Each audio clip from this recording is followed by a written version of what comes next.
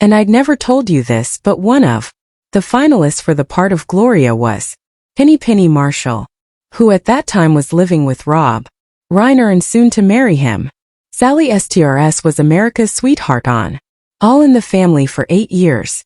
But there's one episode from 1975 that she won't discuss. When reporters bring it up, she changes the subject immediately. The episode aired once and then disappeared from reruns forever. Even her co-stars avoid talking about it. What happened that night was so shocking that CBS executives received hundreds of angry letters. The footage still exists somewhere in the network's vault, but Sally has made it clear she'll take this secret to her grave. Sally Ann Struthers was born on July 28, 1947 in Portland, Oregon. She was the second daughter of Dr. Robert Alden, brothers, and Margaret Caroline Jures. Her grandparents had known real struggle.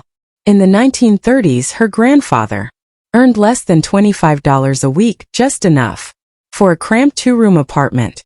Even though her father's medical career gave the family a sense of stability, Sally always carried the weight of those working-class roots.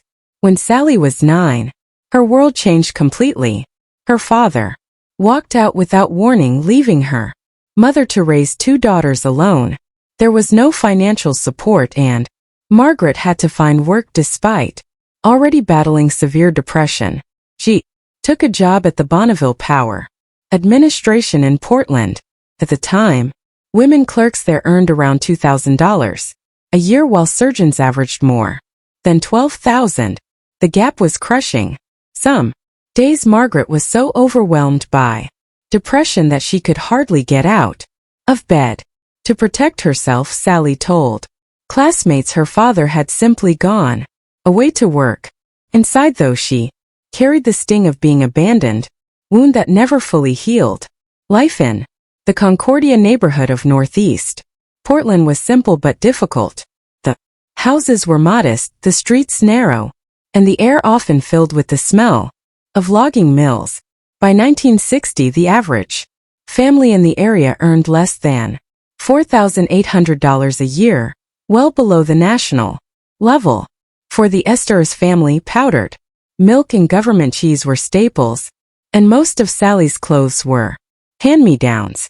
She was embarrassed to bring friends home, but in school she tried her best to fit in. She also helped her mother with chores and supported her sister. Despite the hardships, the children of Concordia found ways to create joy. They turned empty lots into playgrounds, built castles from cardboard boxes, and played tag until the streetlights came on. Sally often told herself at night that tough times make tough people, a mantra she carried with her. The pain of her father's absence later became the driving force behind her life's most public work. In 1977, at the height of her fame on All in the Family, Sally became the face of the Christian Children's Fund. She stood before the cameras and spoke about children abandoned and left behind, just as she had once been. For her, it wasn't just a job. Those who worked with her said she sometimes cried after reading the scripts. By 1999, her efforts had helped raise more than $100 million for children in need around the world. Many people who sponsored children through the fund said they felt moved because Sally reminded them of the daughter or mother they wished they had. Her work wasn't about publicity. It was a way of turning her own pain into healing for others.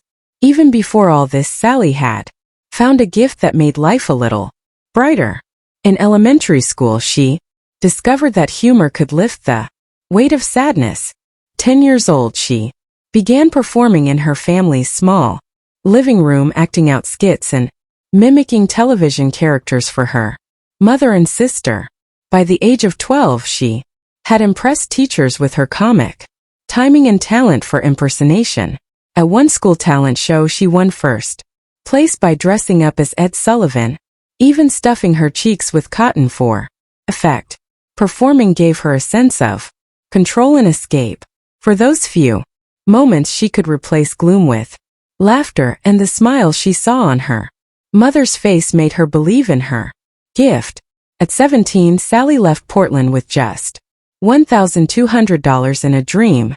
She moved to Los Angeles to study acting at the Pasadena Playhouse, one of the most respected theater schools in the country. She won a scholarship and was soon named the most promising student, a rare honor that few ever achieved. Teachers saw something special in her, calling her a natural talent with the spark of stardom.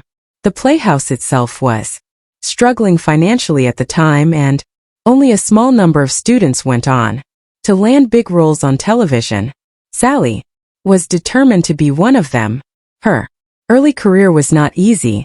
In 1970, she danced and performed on shows like the Smothers Brothers Summer Show and the Tim Conway Comedy Hour.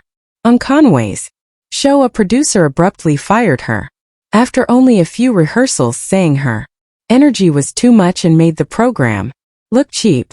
The rejection was a bitter blow, especially since she was only 23 and had less than $100 left in her bank account.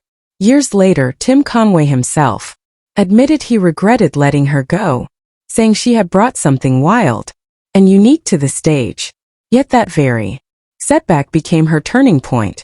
Because she had been fired, her schedule was open just when CBS needed someone for a new show called All in the Family. The auditions took place in October 1970, only weeks after her dismissal. Norman Lear, the show's creator, had already noticed her on a Smothers Brothers episode. He said she had the rare ability to make people laugh and then bring them to tears in the same scene. When Sally auditioned, he knew right away she was the perfect choice for Gloria Bunker. By January 1971, America was watching her every week in the role that would define her career. Sally herself believed she would lose the part to Penny Marshall, who was dating Rob Reiner at the time and looked more like Jean Stapleton, who played Edith Bunker. Sally felt invisible, sitting next to Penny in the waiting